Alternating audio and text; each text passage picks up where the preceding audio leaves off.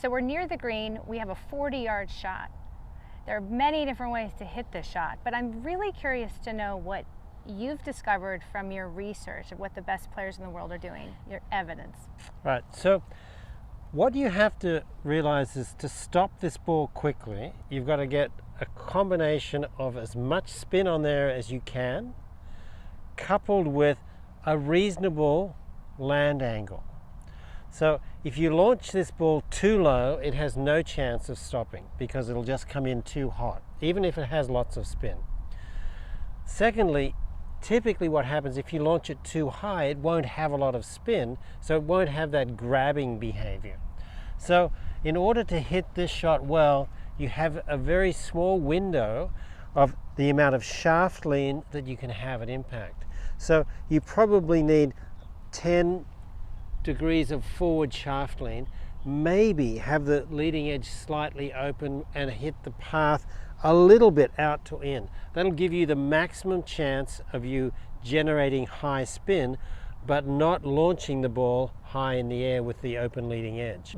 That coupled with, if you can move the impact point out towards the toe and probably a little lower on the face, you can deaden the impact so you can have higher club head speed for the same carry distance. So let's get into how you do that.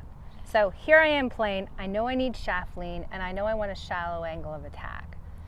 Yeah, we can have a reasonable angle of attack. We don't have to be super shallow on this shot, as opposed to a little chip shot around the green where it needs to be shallow. So what are the best players in the world doing as you've measured them with their wrists? So the typical pattern will be back here, and then they'll flex the lead wrist and then rotate their body hard through impact. And then it's a hit and hold type shot as well. You don't see any big long finishes here at all. And they'll keep the swing relatively short, but feel like they're rotating their body hard so that they can generate the speed with their body rather than trying to generate it with their arms and losing control of the club face. Exciting. Should we try one? We can try. This is a tough shot there, Trill. Let's do it. You want to hit it? Sure. Let's do it. Okay, so to recap here, what about ball position? Middle? Middle. Okay. Middle, and then I've got quiet wrists going back. Yes. So I'm not doing any excessive hinging or thinking too much about that club angle. Really using my abs. And then from here, really rotating hard with my chest as my wrist goes into flexion a little. Exactly, yeah. And I think you've got to make sure you actually stay left on this shot, Trill, so that you don't have any backing up, so that you can get a little bit of shaft lean just by moving your whole body towards the flag. I like that. And you're going to have to carry this 31 or 32 yards in the air, and then it should check a couple of times and then release out to the flag. That's because it's 40, so yep. It's not going to stop. Is that because we have a firm green? Or? Firm green and slightly downwind as well. Okay. On other days, would I expect a little bit more check? Yeah, and particularly if you're hitting into the wind, and if the green was tilted a little bit towards you, you could get a lot more stop. Okay, here we go. Ready?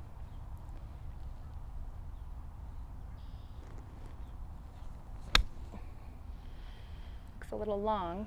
Little long, not bad ball behavior. I thought it was just a fraction heavy actually, and so that will have taken some of the spin off it, and that's why it launched a bit higher than you might have expected. And because of that higher launch, that's why it stopped a little quicker. Yeah, it stopped more from the land angle than it did from the high spin. From the spin. So I'll try it again? Yeah. So I think on this one, I think I'll rotate a little bit harder with my left shoulder, just to see if I can get the club less deep through the grass. Yep. Let's give it like that. That looked good. Okay. Turn the chest hard all the way through impact.